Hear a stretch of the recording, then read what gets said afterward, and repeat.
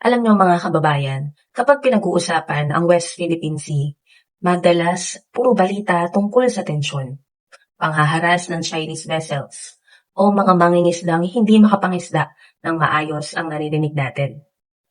Pero ang tanong, sino ba talaga ang mga tuloy-tuloy na nagtutulak na ipaglaban ng karapatan ng Pilipinas?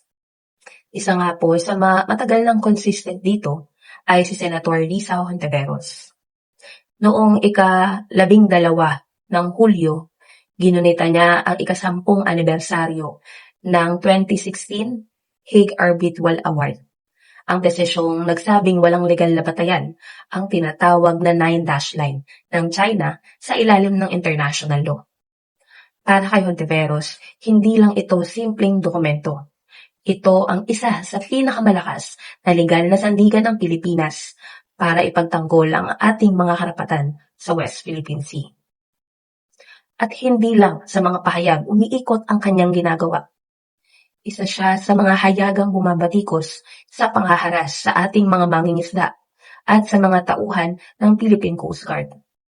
Ilang beses na rin niyang ipinanawagan na ang mas malaking suporta para sa ating mangingisda mula sa fuel assistance hanggang sa sapat na proteksyon habang nangingisda sila sa sarili nating karagatan. Siya rin ang naghain ng mga resolusyon na humihikayat sa mas matibay na paninindigan ng Pilipinas sa international community laban sa patuloy na panghaharas sa ating mga barko. At marahil ang isa sa pinakamatapang na ginawa niyang hakbang ay ang pagtatanong tungkol sa sinasabing gentleman's agreement sa pagitan ng dating administrasyon at ng China. Sa kanyang Senate Resolution number 982, sinabi niya na kung mapapatunayang may kasunduang isinuko ang bahagi ng ating soberanya sa isa itong seryosong usapin na dapat imbestigahan. Pero para kay Hontiveros, hindi po sapat na magsalita mula sa Senado. Nagpunta siya mismo sa Pag-asa Island, isa sa pinakamahalagang outpost ng Pilipinas sa West Philippine Sea. Kasama si Coast Guard Commodore J. Tariela. Lumipad siya sa mga pinagtatalunang lugar.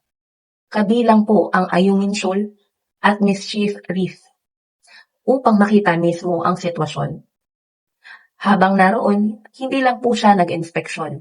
Nagdala rin siya ng medical mission, grocery supplies, at mga portable desalination machine para sa mga sundalo at sibilyang naninirahan sa Kalayaan Island Group.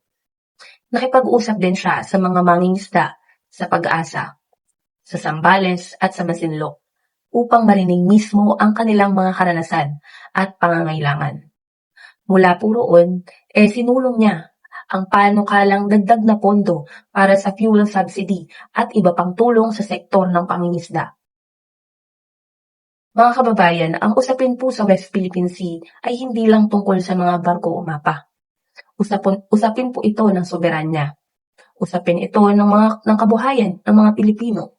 At usapin ito na kung sino ang patuloy na naninindigan kahit mahirap, kahit may pressure, at kahit makapangyarihan ang kinakaharap.